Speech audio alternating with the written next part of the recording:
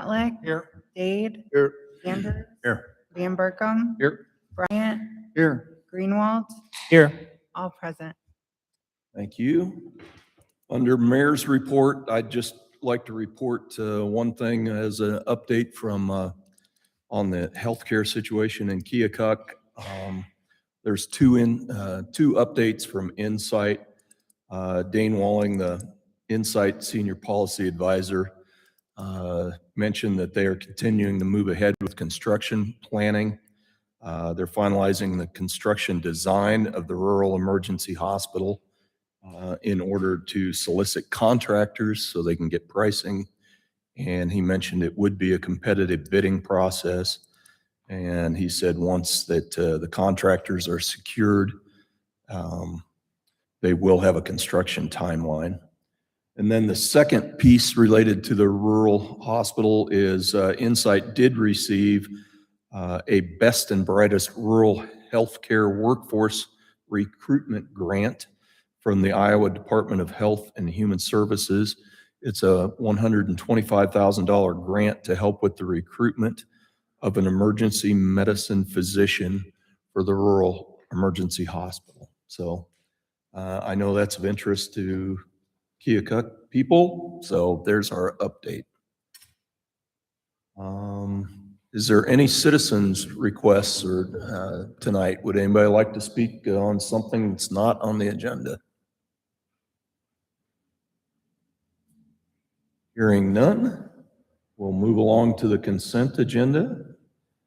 Includes the minutes of the regular council meeting of February 5th, the minutes of the special council budget meeting of February 12th, cash receipts and treasurer's reports for January 2026, resolution setting a public hearing on the proposed property tax levy, resolution fixing a date for a public hearing on the proposal to enter into a development agreement with Main Street Keokuk, Inc., and providing for publication of notice thereof, a resolution approving a liquor license for the Hampton Inn in Keokuk, 3201 Main Street, which is a Class B retail alcohol license effective March 11th, 2026, and a motion to pay bills and transfers listed in register numbers 5524 through 5526.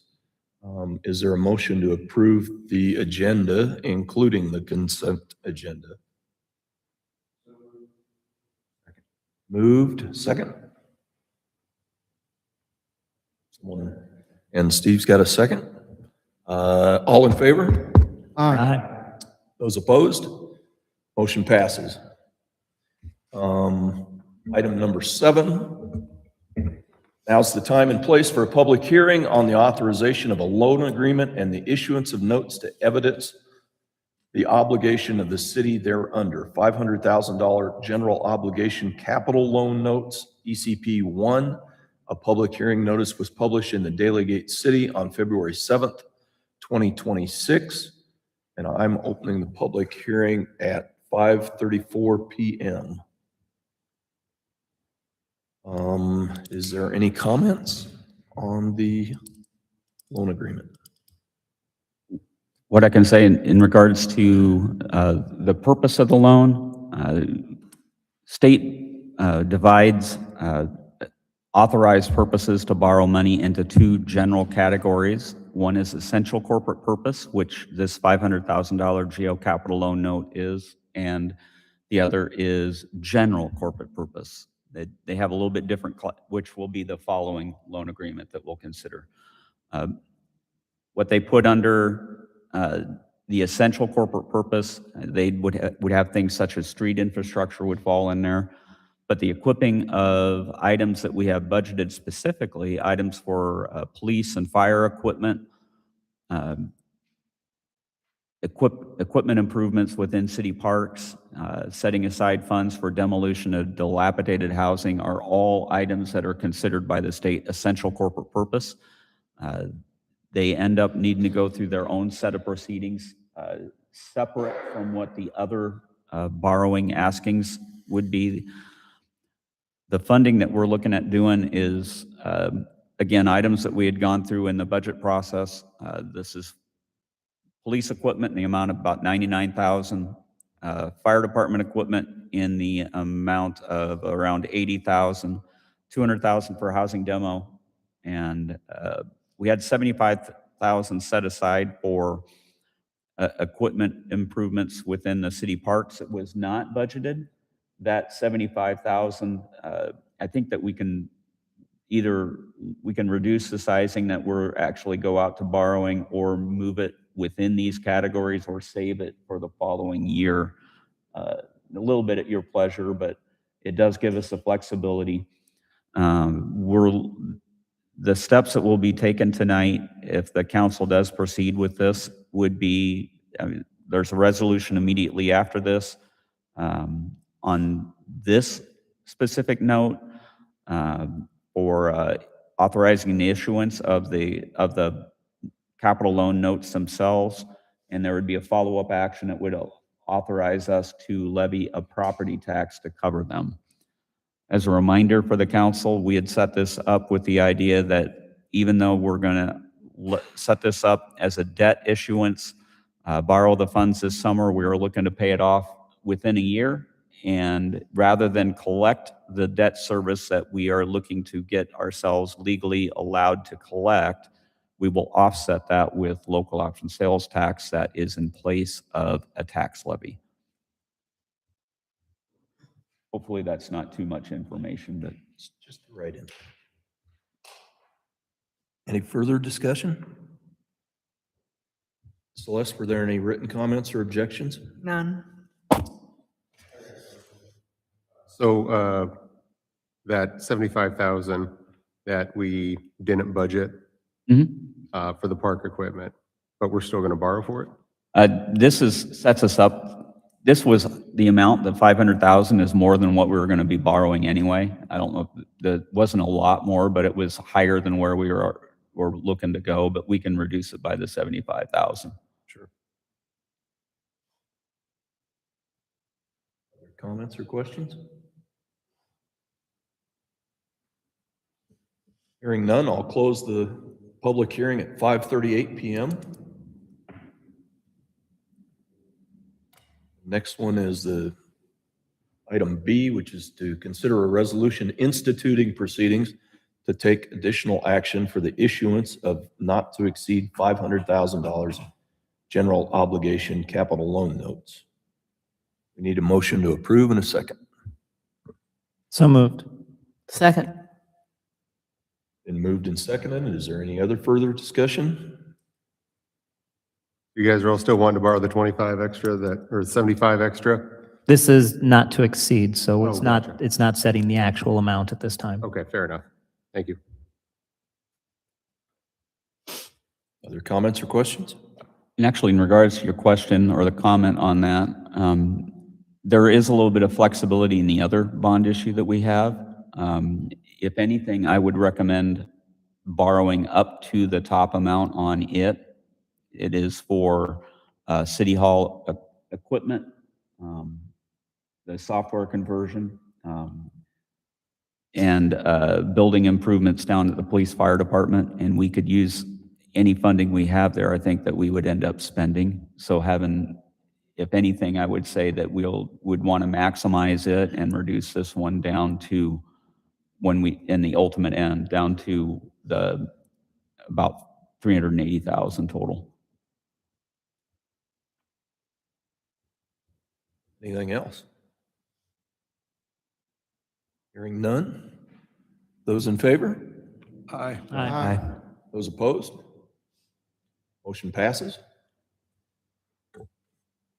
Number 8 on the agenda.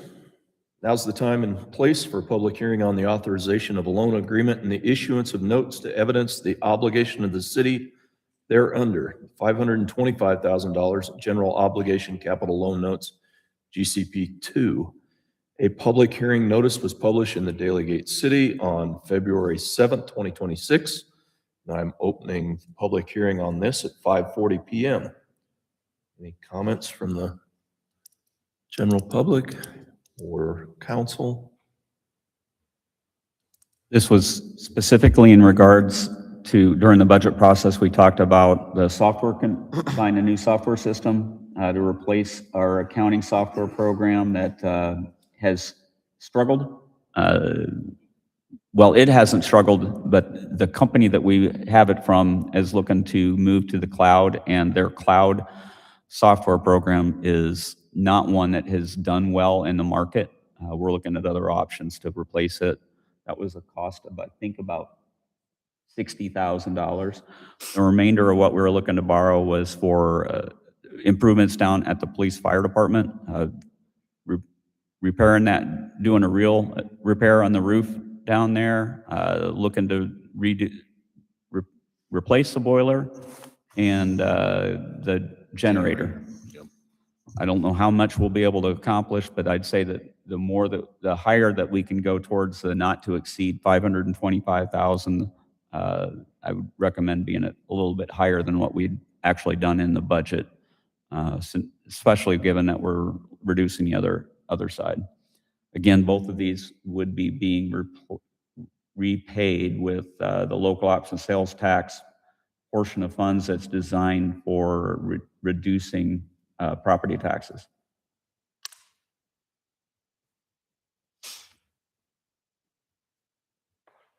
Any further discussion? Celeste, were there any written comments or objections? None. Being no further comments or objections, I'll close the public hearing at 5:42. Moving on in the agenda, consider a resolution instituting proceedings to take additional action for the issuance of not to exceed $525,000 general obligation capital loan notes. Need a motion to approve in a second for this. So moved. Been moved and seconded. Any other discussion? Those in favor? Aye. Those opposed? Motion passes. Item number 9 is to consider a resolution authorizing the issuance of general obligation capital loan notes, Series 2026, and levying a tax for the payment thereof. And sorry for my typo on the overhead slide, wrong year. But this is a combination of we were able to combine the note into one with two separate components. And this would authorize us to certify it as a debt eligible for being repaid with property taxes, a debt service levy. Is this one here, public hearing for that, or are these two separate? That's separate. Okay. So we need a motion and a second for this, I assume. Then. Correct. So A moved. motion and a second for this resolution? So moved. Second? Second. Further discussion? Those in favor? Aye. Those opposed? Motion passes. Item number 10. Now is the time and place for a public hearing for disposal of 116 North 7th Street. A public hearing notice was published in the Daily Gate City on February 13th, 2026. I am opening the public hearing for this at 5:44 p.m. Are there any comments? Tim, do you have anything that you'd want to mention? I do not believe there were questions from the council. Any other comments? I'm just going to read my memo. Public hearing is required to dispose of real property. The city received a request from the Keokuk Neighborhood Initiative to obtain a vacant lot at 116 North 7th Street. KNI is a local nonprofit whose mission is to promote housing development. KNI owns several non-conforming lots that abut 116 North 7th. This is also a 116 North 7th is also a non-conforming lot. If KNI receives this property, they would combine lots to make them buildable and transfer these lots to 2x4s for Hope, a nonprofit that constructs tiny homes for veterans. A development agreement is including in your packet for approval.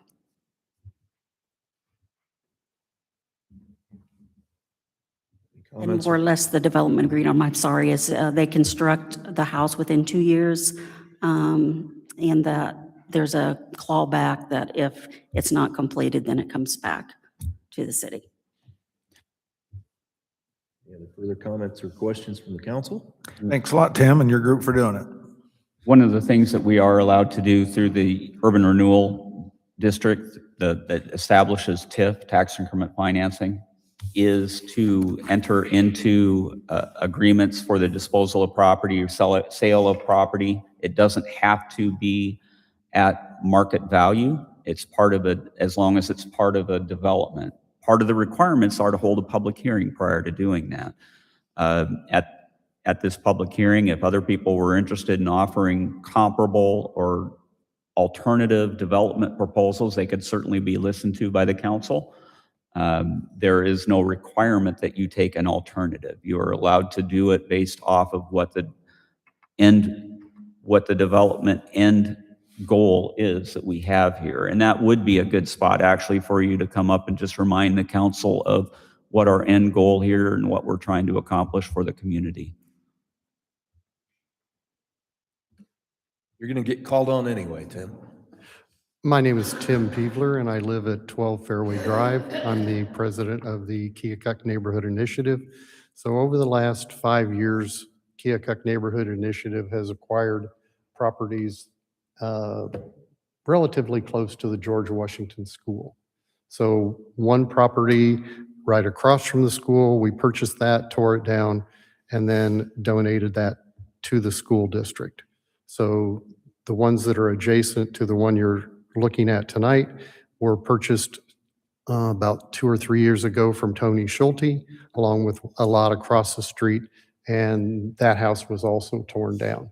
So the primary goal is to put all those properties together, so when and if they're developed, then it's more advantageous because they have more options to go on having a bigger piece of property then. So the property that you're looking at tonight is only about 7,000 square feet. Putting them all together, it'll be about 21,000 square feet. So it gives a developer a lot more options then about what could go in there and what it would look like.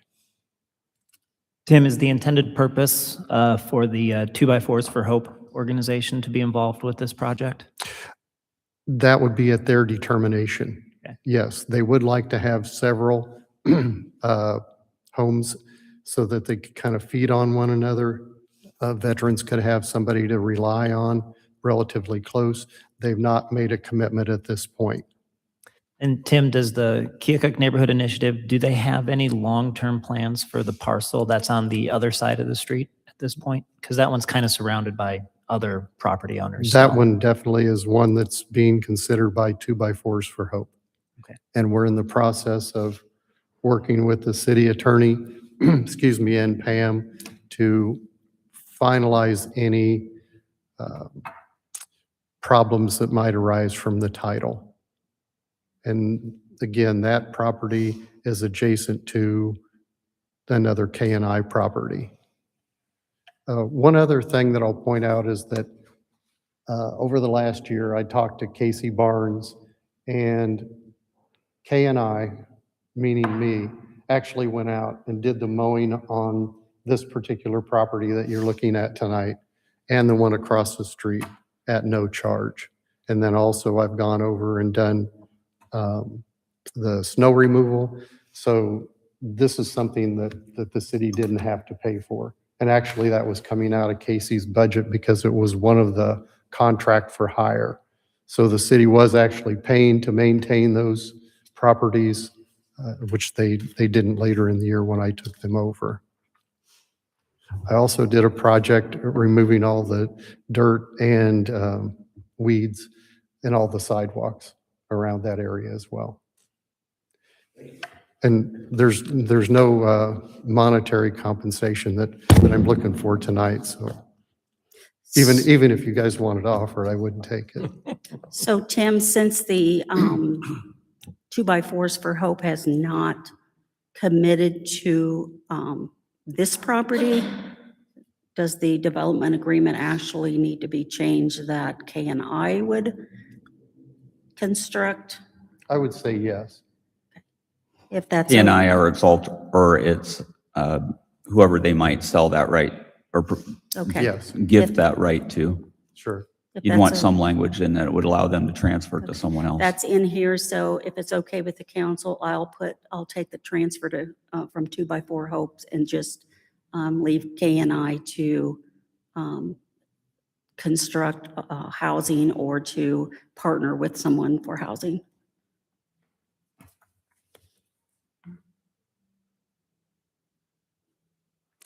Any other questions for me?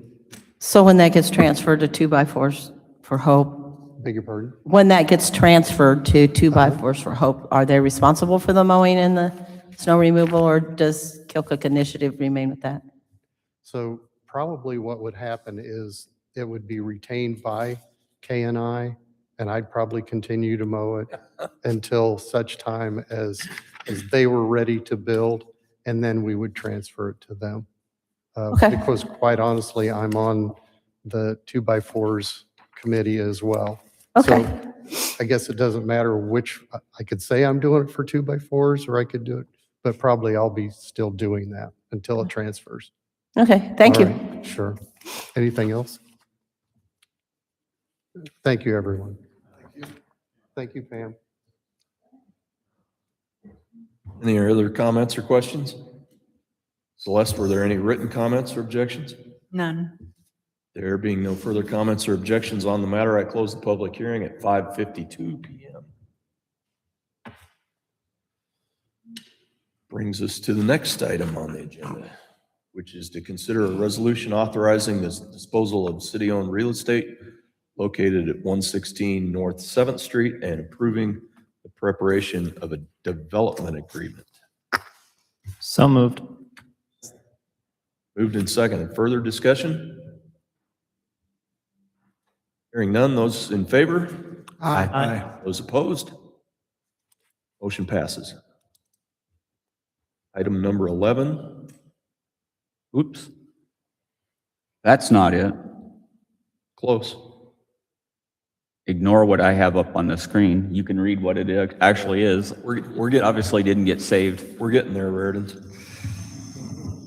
Motion, item number 11 is actually a motion to approve the initial reading of an ordinance amending the official map of the city of Keokuk, Iowa by rezoning certain real property from R1 Single Family Dwelling District and C2 General Commercial District to M2 Heavy Industrial District, subject to conditions and a conditional rezoning agreement. I need a motion to approve and a second. You're not going to get it up on screen, Pram, if you want to go through what is going on with the I ordinance. keep looking at it. I know it's not there. I was just waiting for that. Did we get a motion? Yeah, we need a motion to approve in a Okay. second still.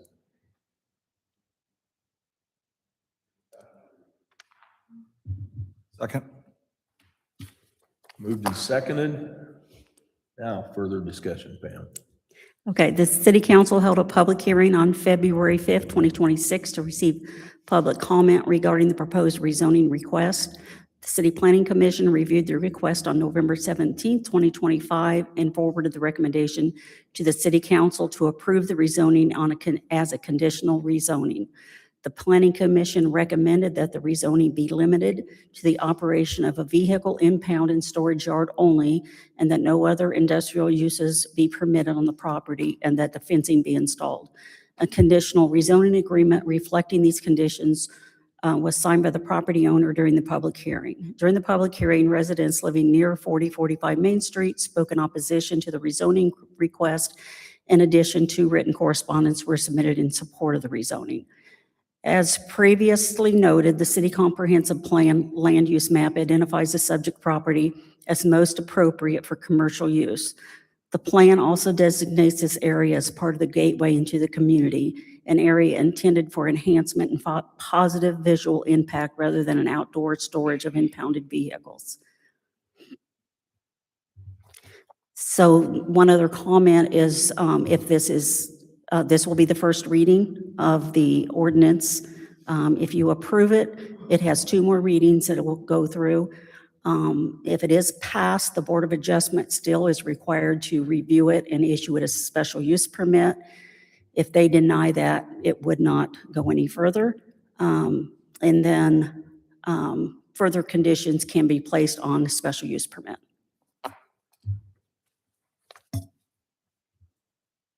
Other comments?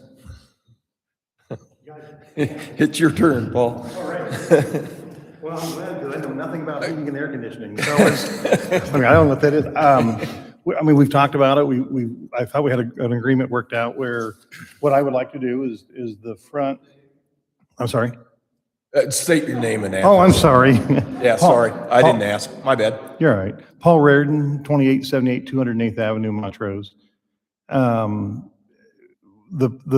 What we've asked to do is if we'd pay for the surveying of the property from basically the ravine forward to the property line, which is our front property line is 547 feet off of Main Street. So it sits back a ways. We would like to resurvey that. And that's the portion we would like to have zoned as commercial or, well, industrial, I guess. The back portion of it's like 11 acres or something like that. I just want to leave residential. I'm not doing anything back there.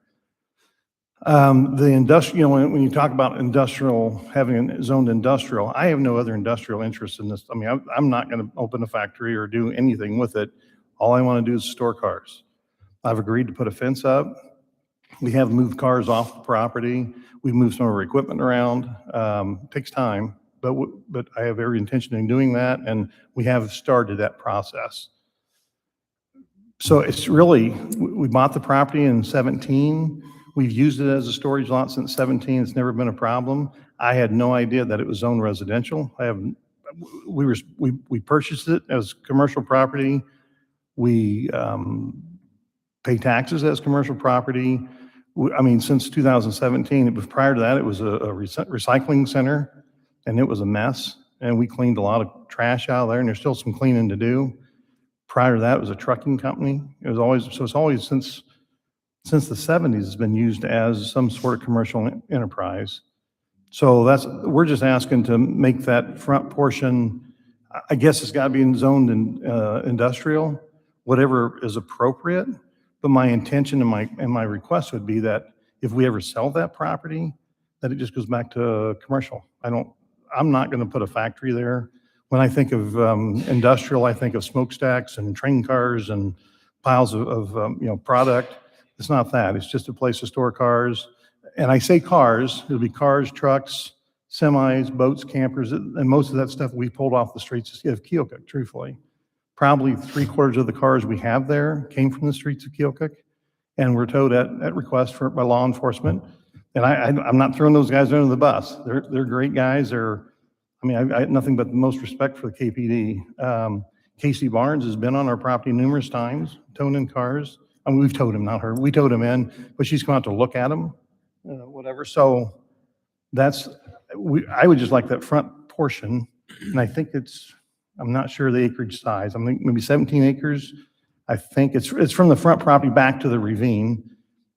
If it's got to be industrial, then I would request an industrial zoning. But I'm perfectly okay putting fences up to block the cars so it can't be seen from the road. And I'm perfectly okay with, if we sell it, then it can go back to commercial. I have no problem there. I have no intention of opening any kind of, we don't recycle cars there. We don't dismantle cars there. It's just a storage area. It's just and some of the cars are really rough looking, but they came in off the streets like that. That's how they came to us when we towed them in. I think I've told, there's a camper back there that's horrendous, but the guy was living in that about a half a block from McDonald's. And Casey had it, and rightfully so, had it towed, and even told me there's a rat in there or a possum or a coon or something, so I can hear it at night. So anyway, that's what we're requesting. I guess I don't know if you've got questions or if there's something that anybody, I mean, I don't want to, we just want to get along. We want, we've got a business. We do a bit service for Keokuk and law enforcement, and that's the majority of the vehicles there, and our equipment. Now, our equipment probably won't be behind the fence. That's my intention. And the only question I have going forward, and I know this is a long drawn out deal, but I've got Donaldson Fire Department that's coming in March to do a training exercise there. They're going to cut up about 16 cars. I don't know if I can even tell them it's okay to do that. I don't know. I mean, they'll bring their, they have a trainer coming in to train them. So I guess I'd like for somebody to say, yeah, you can do that, or no, you can't, just so I know. But, so I know that's off the subject, but. Are there comments or questions from the council? I was concerned, Pam was kind of concerned about Bradley having that lot. And I called Ray. And they're neat. I mean, I'm sorry. they're neatly packed in there. I mean, it's not. Yeah, I mean, Yeah. he just asked me if he could park them there. And they're, because they were parked up on the street up here at 16th and Blondo. Oh, yeah. And truthfully, when he started doing that, the dumpsters were empty. He just stored empties there. Well, now they're not. I mean, they got scrapped. And so I think some of the neighbors thought we were scrapping over there, and that's not my stuff. I just let him park there, or park his dumpsters there. And he's got a couple cars there that don't belong to me, they belong to him. So I didn't know if. He's going to have to remove them. Your Okay, well, agreement, 'cause yeah, your you're gonna talk agreement to does him, not aren't allow. you, or I'm sorry? you're going to make contact with him, were you? Or? It's your property, so you need to Okay. let him okay. know that he needs to remove Okay, well, the information last of meeting that you stuff said you're on going to there. reel him in, so I didn't know. Well, that meant on his other property. Okay. Yeah, so I mean, I've talked to Ray about that, and he's not thrilled about it, but I'm sure that won't be a problem. But now I don't know if I put the fence up, can he do it behind, can he park him behind the fence? Is that allowable? There's no scrapping on this Oh, property. yeah, he won't be scrapping, just parking the dumpsters. Yeah, I mean, as long as he's not, he is scrapping out there at this point. Yeah, and I've got nothing to do with that. Yeah, so, yeah, it's in your agreement that there's no scrapping out Okay, there, okay? I'm okay with it. So that stuff's on your property that we're talking about? It is. There's, it's kind of like, there's like a little spot of land and there's like a little ravine and there's the rest of the property. That spot of land was put in there to park semi-trailers back in there. And we don't do that now, really. There's one there now, but it's Pastor Brown's. But Ray Bradley asked if he could park his roll-offs there. And, I mean, he's wanting to get them off the streets. And so, and like I said, they initially were empty, but now they're not. Now apparently is putting Right, metal well, and. Yeah, if he's got scrap in him now, he's not going to be able to put them back on Blondo like that. So he's going to have to find a different location. Yeah. But that's not your problem. Yeah, no, but I did. It's your call- problem because it's on your property, but it's not your problem where they go. Well, and I called him and told him that. Okay. And actually, honestly, what he told me is I'm going to go talk to the mayor. So maybe you know more about it. Okay, well, that's just what he said. I'm just going by what he said. I know the least amount here, so. Okay. So I do have a question. You did say that you're going to put up a fence, and I guess my only concern, one of my concerns is if there's going to be scrapping, and we've already had that conversation. So my other concern is the Little League Park across the street. Is the fence going to block from being able to see what's going on from the Little League Park? Because the Little League just doesn't use Keokuk teams now. We have Farmington, Donaldson, these teams and all their parents and everybody coming in. If that's what they see across from the Little League Park, I'm not sure that's the best way to go. The fences are going to block. My intention, by the way I plan it, is from the building there, the front building, the fences will block everything beyond those buildings. And that's where the cars will be beyond those buildings. Okay. Will there be my trucks parked out front? Yes, that's my plan. But everything else will be behind, everything wrecked, junk, salvaged, towed, whatever, will go into that fenced-in area behind the vehicle. My boy and I talked about this 2 years ago about putting a fence up. And it just didn't seem any urgency, truthfully, at the time, but now there is. So if you're at the Little League, I mean, you're going to see the buildings, you might see some of my equipment, but you won't see any cars or wrecks or anything like that. That'll be behind the fence. And I know Rosalind Garcia put out an email to the Little League, and it said that, it said that Ravens want to put anything they want there. I read the email. Okay, no, whatever. But anyway, they want to put anything they want there, and that's not the case. I don't know what anything we want is. It's storage of cars. No more, no, and I say cars, being trucks, campers, trucks, semis, pickups, whatever. But that would be behind the buildings, behind the fence. So that's my intention, to put the fence up to where, 8 foot, I think is what we talked about. Yes, Um, and temporary storage of, Yeah, temporary yeah, storage. Yeah, yeah. Yep. So, I mean, this isn't a long-term, I'm going to store cars there for the rest of my life. So this is just some place to, because when we haul them in off the streets, we need some place to lock them up. We need some place to put them. We've got we've got those 2 buildings. Those 2 buildings are full of cars we've towed in. And some are wrecks, some are just impounds. Got some motorcycles. But my intention is to fence that mainly from the back building to the front building, from the front building across down towards that little building down there, and then maybe back a little bit. And then from the back building, I really don't think from that back building, if I go along that road, I probably wouldn't have to go, but maybe 20 feet, 25 feet, because the way the road drops down and the land is, the topography there, you can't see in there. That's my opinion. So, Okay. but we would have it so you couldn't see it from the ball field. That is correct. Okay.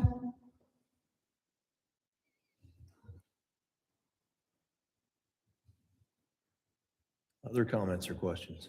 The only comment I have, and it's not really to do with, I mean, it is.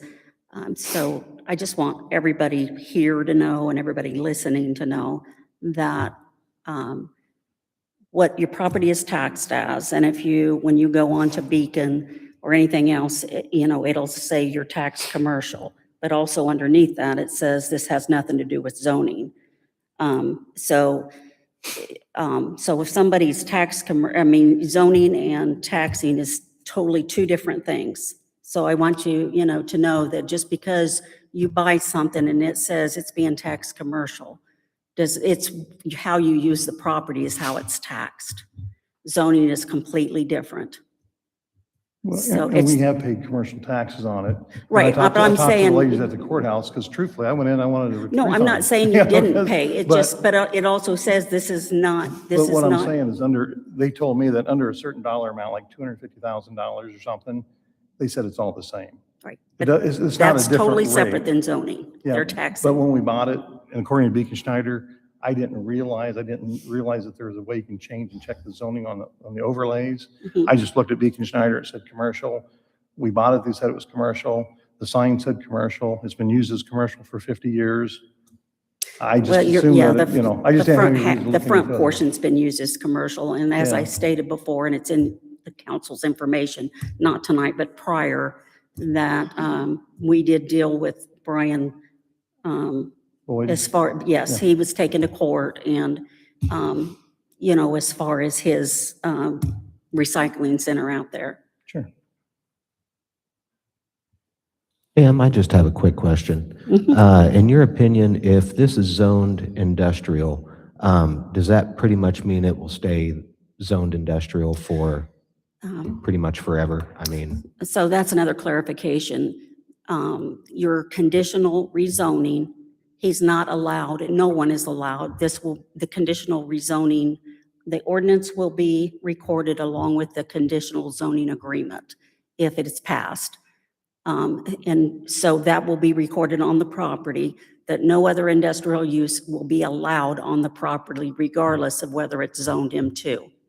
So the only thing that's allowed at this point is his use.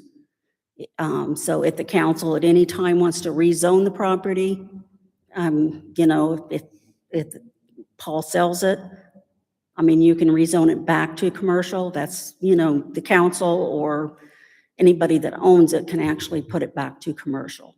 But at this point, the only thing it can be used for is the storage yard and then any commercial use.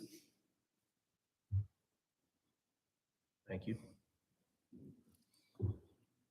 Other questions, comments? Pam, what was the actual comprehensive report or plan for that piece of property when we did that? Was that 2018? 2018, yes, it was identified as in the future use is C2, which is commercial.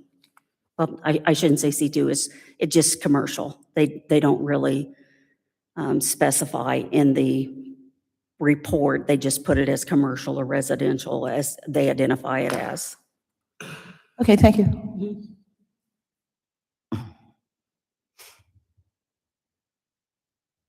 Now. All right, this is an initial reading. There's a motion and a second. Those in favor? Aye. Oh, Aye. hold on, we need a roll call. Sorry. Marshall? Yes. Walker? Aye. Mahoney? Nay. Matlick? Aye. Dade? Aye. Andrews? Van Berkom? Aye. Bryant? Aye. Greenwald? Aye. Motion passes. You have two more readings. Thank you. Is there any interest on the council to waive the second and third reading? Make a motion to do just that. Say that again, Matt. Said I make a motion to do just that. To do just that, thank you. Second. Been moved and seconded. Is there discussion on waiving the second and third reading? Matter to you? It's up to the council. Well, I don't see a reason that we need to be hasty and skip so far ahead by waiving 2 readings on this. And, you know, there was public input on both sides of this conversation, so. Holding off on that would do what? It would just delay the implementation of changing the rezoning by up to 4 weeks.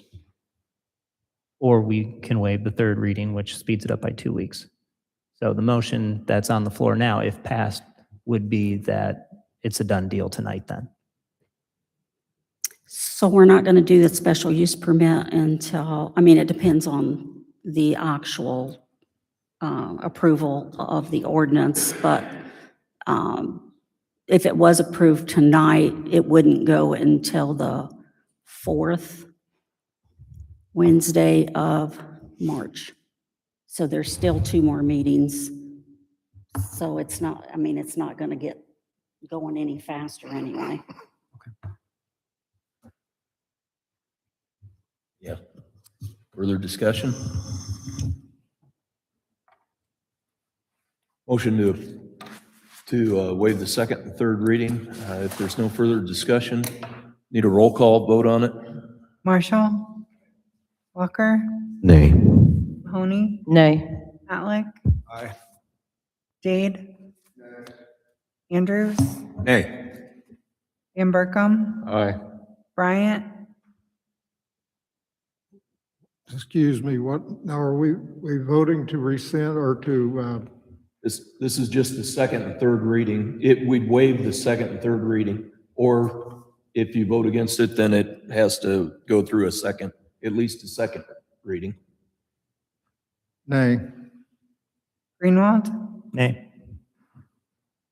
2-7. Motion fails. All right. So it'll come up again for another reading. Item 12, consider a resolution authorizing the purchase of 5 gas detection monitors for use by the Water Resource Recovery Facility. Need a motion to approve? So moved. And a second. Moved and seconded. Discussion? Tom, this is your item, this Water Resource Recovery Facility. My goodness, what is that? That's just the newest fancy name for us that we have to go by. But anyway, the equipment is for gas detection, permanent on each of the buildings that a certain kind of gas could accumulate in. And we have them on there now. They're installed a while back, and they're somewhat fragile. They're not very robust, and so they need to be replaced occasionally. And the equipment that's on there now isn't of the quality that we're looking to purchase. And each operator, when they're hired, I issue them a personal hydrogen sulfide detector that they wear, a monitor that they wear, and they choose whether or not they want to. It's not highly likely, but there's always a possibility in these certain buildings that deadly gas could accumulate. And to me, it's always just more safer, a better idea to have these permanent detectors in place. And we got 2 bids. One bid is quite a bit higher than the other, and we recommended that we go with the lower bid. This was not a budgeted item, I think we budgeted it for last year. so it's not in this year's budget. Right. But we do have funds on hand in the capital equipment fund, Yeah, we do. We which got is what plenty of funds for we're that. envisioning paying for it with the funds set aside back there. We did have some funds that we did need to burn. Yes, that's what this is. Yep. So in a way, it was kind of budgeted, but not specifically. I just got one quick question, Tom. Since there's another water treatment facility nearby, is there a specific range for these detectors so you won't get confusion of when the wind shifts in, your direction from the other waste treatment plant there? Right, and this is for personal protection. That's what these are for. And it registers parts per million. And they'll be, I'm not sure if we have to set them or they're preset at the detection limit. And gas is dispersed pretty quickly. Hydrogen sulfide is a heavy gas that sinks, so it could accumulate in the basement. Some of the other gases, they'll rise, and so they'll disperse even faster. But the main one that we look for is the hydrogen sulfide. We also detect oxygen levels just to make sure there's enough oxygen in a room when we go into it. And these will have alarms on them too to alarm us, but it wouldn't pick up any other emissions of hydrogen sulfide or anything else from anywhere else, just that specific building.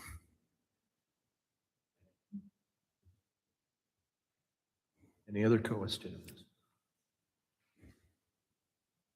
Hearing none. Those in favor? Aye. Aye. Those opposed? Motion passes.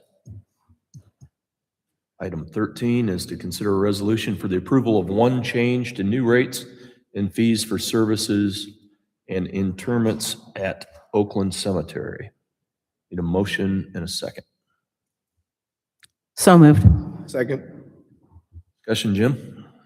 So after staff went and spoke with the funeral homes in the area about what we were doing with new rates, they did have some concerns. There were significant changes in what we were billing, and there on the resolution that's in your packet, as an example, you have the new fees that we've just done. We had significant increases in the opening closing costs, in the purchase cost, but the one that they were really concerned about was the after hours fee that we had built into that. They were looking at, in particular, what the impact was going to have on these rates for an opening that would occur on a Saturday, well, any weekend day. The rates for just the opening itself were significantly increased, and then we had $150 per, they were looking at the $150 per hour per person fee with a minimum 4-hour call out time on. So that they were looking at a $1,500 fee for an opening, and that was a significant increase from what they had before. Given that our actual costs for an employee on in the evening or on weekends where they're incurring overtime hours is closer to the $75 per, what's actually below $75 per hour, rather than $150. It did make sense that this fee get reduced down to have it be at a fee that reflects covering our actual employee costs.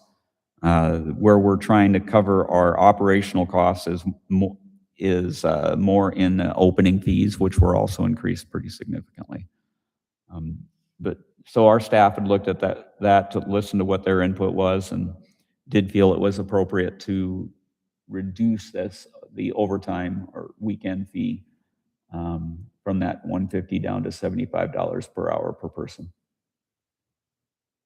Questions?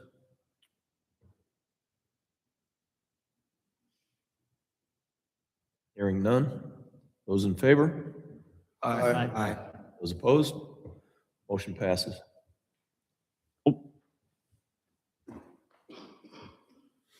Number 14 is to consider a resolution allowing the mayor to enter into an agreement with Ehlers and Cooney for legal services related to a development agreement with Main Street Keokuk, Inc. Need a motion and a second. So moved. Second. Discussion? Why is this doing this? Is this one you, Jim?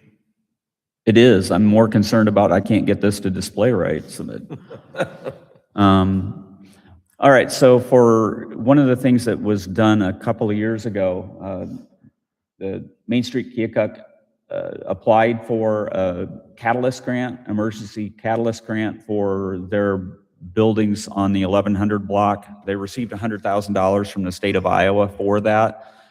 Part of that original application, the city committed to providing matching funds in there, not 100,000, but that we would provide tax abatement to them as a part of the process.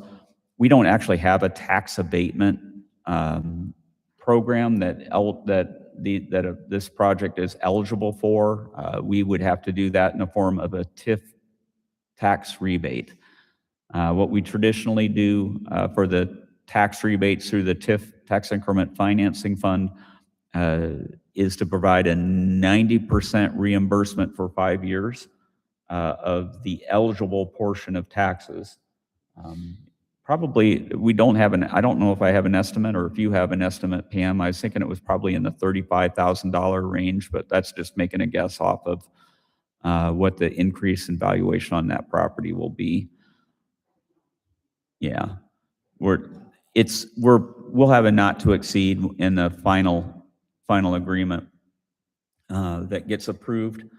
But walking through that process, Ehlers and Cooney does the majority of our TIF tax increment financing work.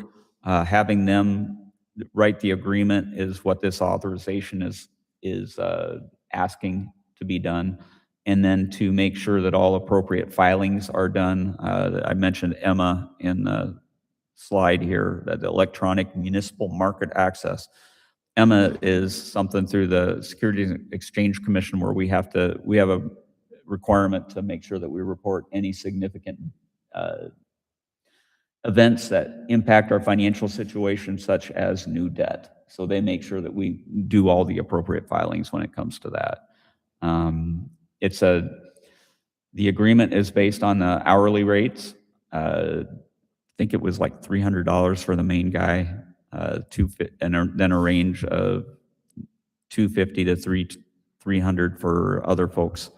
Looking at what our past agreements have been, or costs have been with Ehlers and Cooney for similar filings, it's come out to about, I think the last one was about $2,500 that we paid in the end to do this. Again, the council formally agreed to a lot of these things 2 years ago, and this just was never formalized in a final development agreement with Main Street and filed. Further discussion? Hearing none.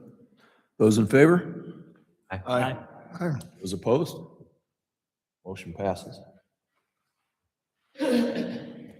What happened with this saving? Might as well just close this slideshow. Number 15 is the Historic Preservation Commission presentation of the annual report to maintain the CLG status. Rosalind. Say the best for last. Yeah, you bet. You're gonna have to pull the microphone down though. Do you need a motion? Because I do think that you have to approve this. Nope. You don't? Nope. Okay. State your name and address and give us your best. Yeah, there you go. Rosalind Garcia, 1217 Franklin Street. Are Are you sure? Because the CLG says it needs to be approved by council, so I just want to make sure there doesn't need to be a motion. Just checking. Okay. So my name is Rosalind Garcia. The commission is composed of members of the community who have an interest in history. At this time, we do not have professional expertise on the commission. We do not have any vacancies. Commission members are as follows: Mary McCunis, Victor McCunis, David Marlin, Angela Gates, Sue Olson, Peggy Moss, and myself. The commission complies with open meetings codes and meets on the first Tuesday of each month at the Keokuk Public Library at 5:30 p.m. Our most recent meeting was Tuesday, February 3rd at 5:30 p.m. Our next meeting is Tuesday, March 3rd, 2026 at 5:30 p.m. We also meet the third Tuesday of the month as a work session. These sessions have included reviewing progress on the Planning for Preservation project, making preparations for the events we organize and participate in, and discussions about aspects of Keokuk's history. Commission members participate in historic preservation workshops, including the Preserve Iowa Summit. Angela, Victor, and David attended the 2025 Preserve Iowa Summit. Our commission members plan to attend the summit again in 2026. In addition to the Preserve Iowa Summit, commission members participated in Planning for Preservation training presented by the State Historic Preservation Office and our consultant, Rebecca McCarley. This training was open to all residents of Keokuk and anyone interested in historic preservation. Members of the Keokuk Historic Preservation Commission coordinated with the consultant to develop a windshield survey plan and are in the middle of implementing the plan. We are working with other consultants to develop a plan of action for a heritage garden and reconstruction of a historic site in our downtown area. It was badly neglected and had suffered many areas of damage, so it was deconstructed, cataloged, and is being reviewed for reconstruction within that garden space. Keokuk Historic Preservation Committee encountered several difficulties this year. We were issued a stop work order due to governmental funding freeze prior to beginning the windshield survey. Additionally, our chairperson relocated to Michigan and therefore had to resign. We have unfortunately seen frequent turnover of members for a variety of reasons, including health, employment, and family commitments. As with several other city commissions, we struggle to attract new members to serve on the commission. KHPC coordinated with residents who were alive during the devastating explosion at the Armory in 1965. These stories were recorded and some have been aired on local media outlets. We worked on a website to present local historic stories highlighting various aspects of history. Commission members also assisted the Keokuk History Center in presenting KeoCon, a local history symposium and convention, on September 19th and 20th, 2025. We presented a tour of churches featuring stained glass windows on February 15th, 2025. Participants drove to the site or sites they wished to visit and were met with commission members and a church representative to talk about the history of each location. We held a groundbreaking and dedication ceremony at the Heritage Garden site on June 14th, 2025. Members of the community were invited to attend, and members of the indigenous community were present to provide ceremonies over the land. We also hosted a session educating the public about the Commission's Planning for Preservation project on November 16th, 2025.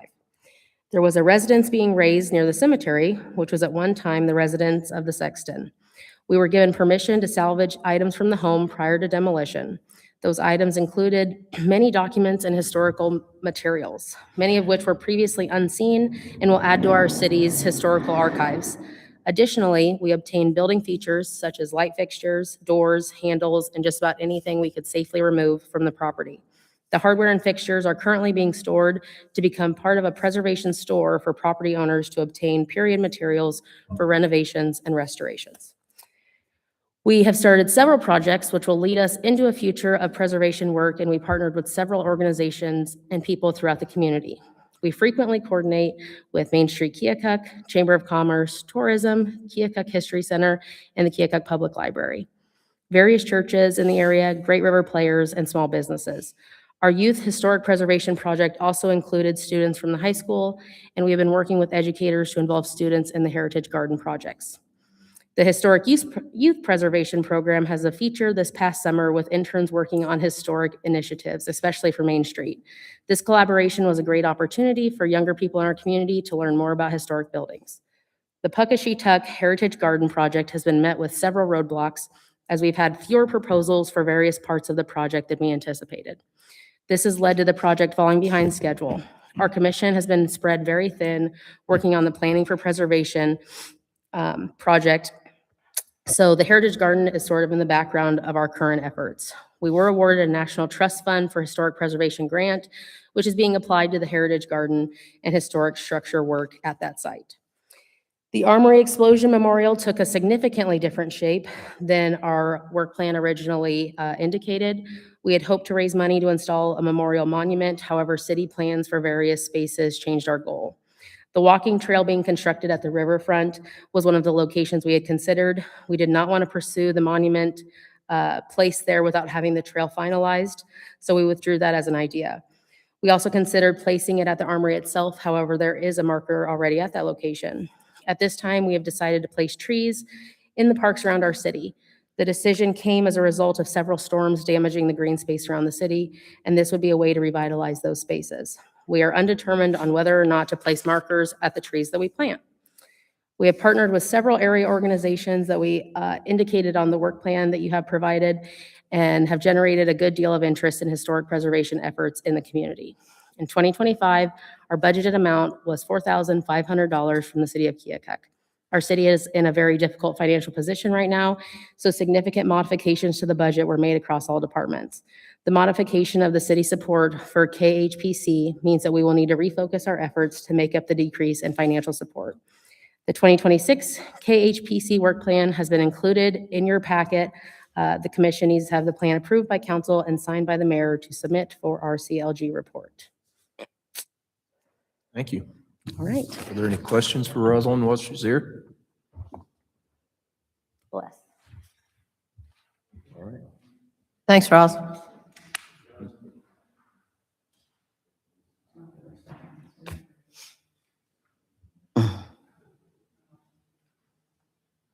Little discussion here, and we've decided we might go ahead and take a motion to acceptance.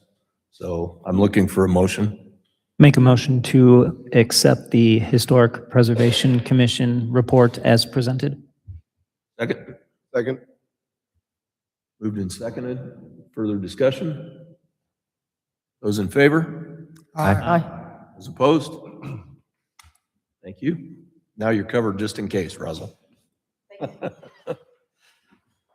All right, council liaison reports. Anything on that front? Staff reports? Nothing from Pam or Tom? Yeah. Okay, so I was just going to let you know that the Planning Commission will meet on the 23rd to review a request from Timea LLC to put 12 climate-controlled storage units into an existing building. This building used to be like a laundromat. I don't know if it's actually lost. I'm not sure when the actual laundromat went out of business. So I'm not positive whether it's lost its non-conforming use, but the Planning Commission will review to decide that, and then whether to approve a special use permit for the interior storage units. I also sent the council an email regarding a workshop that's being held April 23rd. It's the Introduction to Planning and Zoning for Local Officials. So if any of you are interested, it's in Mount Pleasant. It's like a 2.5-hour workshop. It's kind of an interactive thing. So if you want to learn anything on planning and zoning, it is a very helpful course to understand the zoning. So if any of you are interested, the city will pay for the registration fee, and we can figure out carpooling. Also, Planning Commission and Board of Adjustment has been sent the same email. So generally, I haven't had too many people interested in the past. We went maybe 5-6 years ago, a few people went, and they did find it very helpful. What was the date again, Pam? April 23rd. And so if you just want to go, let me know and I'll get you registered. I also wanted to just give the council, I guess, a little background, since some of you are not aware. And then,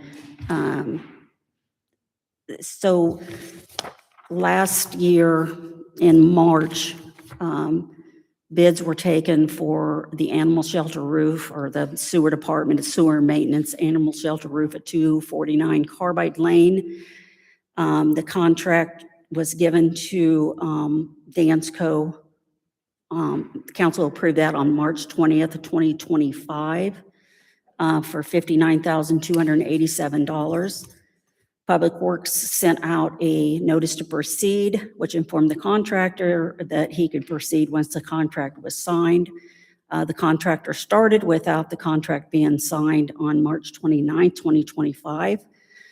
Due to improper materials and installation, there was leaking, which city employees, which was from the sewer department and the animal control, went up on the roof. They could tell that the material was not the gauge it should be. It was, under their weight. It was, and also, so they started the roof without the permit, without the contract, but they didn't have all the materials either. So they fashioned a ridge out of the original roofing. And so when it rained, and we had a really hard rain, it just poured in. So they went up, they could tell it wasn't the proper gauge. So at that point, we decided that, we're gonna send them a letter, tell them that we wanted to take the material off, the wet insulation off, reinstall. So he actually, and I did have Pepping Stone and Bob come take a look at it also at that point, just, to verify that it wasn't the proper material. So I think and I'm not going to have all the dates, September 2nd, a letter was sent out saying, we want you to correct all the deficiencies, reinstall the insulation, everything per code, that we would consider a change order for the insulation for a banding system, because the purlins are 5 foot apart. So it's hard for the actual insulation that they put in there is sagging. So since then, they went back out. They did not remove any of the insulation. The animal control side never did get new insulation. It's leaked 2 more times since they've actually installed the new roof. And I'm just, and it's not just my decision. This has been discussed with the mayor and Jim and Brian, that I don't feel like, we do not feel like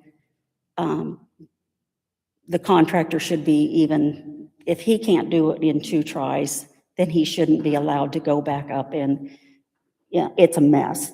I've contacted 4 or 5 other contractors, Frank Millard, Scyther and Cherry, Myers, Keokuk Contractors, and I can't think of the other ones. We've had 3 people take a look at it.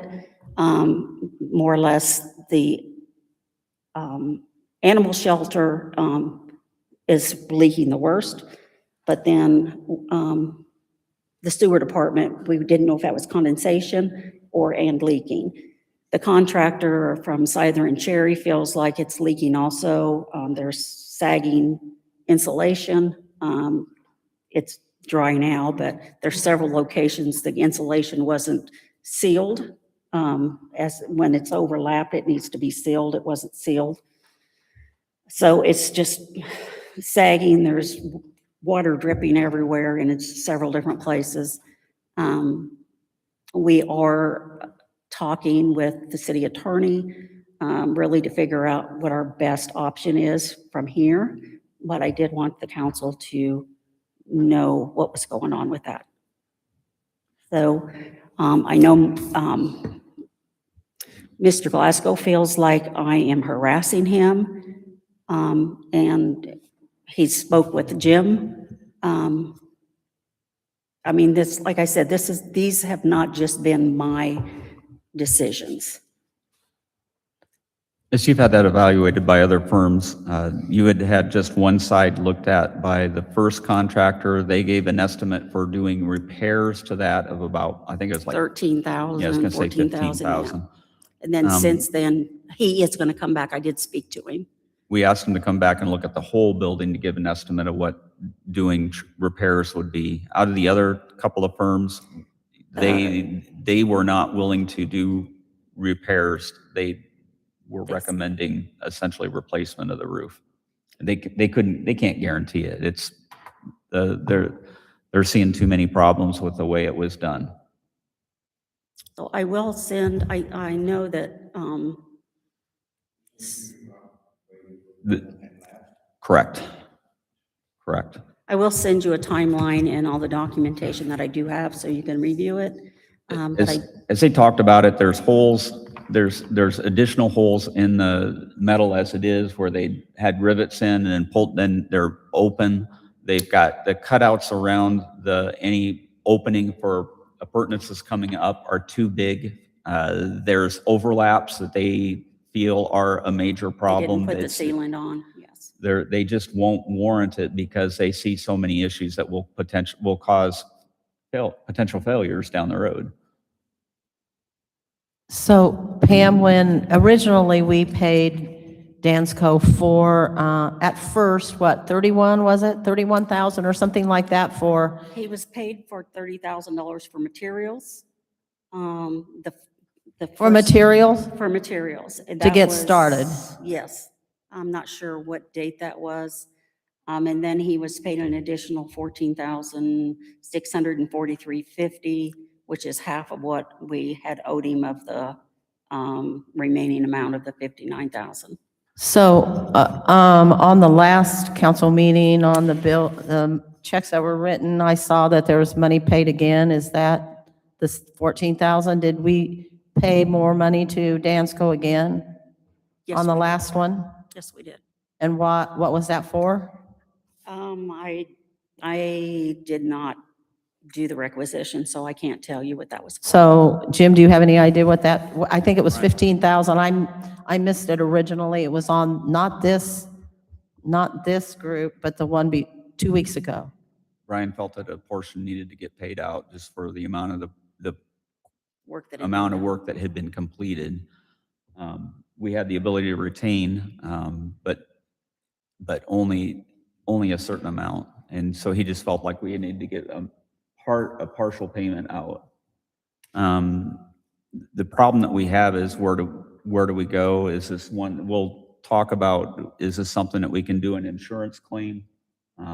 We need to as we get all the information together, we want to run that through Celeste and run it through whether insurance will cover. The council has options for how you want to proceed, and this is not an agenda item, so we can't really Correct. get too far down the weeds here. The council will have options for what you want to do in terms of, do you think that this is something that you want to try to recoup from the original contractor? Again, this is not a discussion item, so you can ask for some I clarification. just want to ask what we paid him. What's that? At this point, we have paid him $44,643.50. Of like a $59,000 59, contract. yeah, we still owe $14,643. And I think we need to be clear that some of the things that he said to our community development director are very unkind and should never have been said. So we need to be clear about that. But as we proceed, if there are, I assume that we'll have some action item that will come through Pam at some point in the future. Yeah, get the information from the insurance information and, The final quote from Final quote, what the yeah. other company was, of Yes. what they would do. You'll have some options as to whether you want to do other actions in regards to the original contractor. I would say that those are things that you very infrequently win in the long term, either PR wise or just legally. It's an expensive route to go, but it may be what you'd end up choosing to do. Well, the question is, if we go through insurance and insurance realizes that it was a default on, They may go after They him. may go after him and his. And that might be the way we do it. Yep. So I would follow the insurance. That's part of why we were wanting to go that route to start with.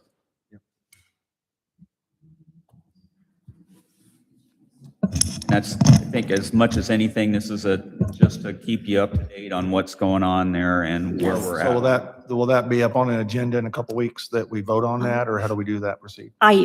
Just as soon as we get any information back from the insurance company, yes, we will have that as an. You're agenda. also waiting for another contractor to get a chance to look at it and to get a quote from them. So she needs to make sure she has time to get that too. before- He did call yesterday and he said he would be here probably either tomorrow or next week. Is there anything else from you, Pam? Thank you, Pam. Seeing no new business, I'd accept the motion to approve, to adjourn. I don't know why that's on there. Second. Those in favor? Aye. Adjourned. You can always approve churning better than what I did with my slides. My goodness. I had typed up one of the slides and then I had extra slides. I had to have deleted one that I just typed instead of another one. Oh, well. We got through it. We got through it.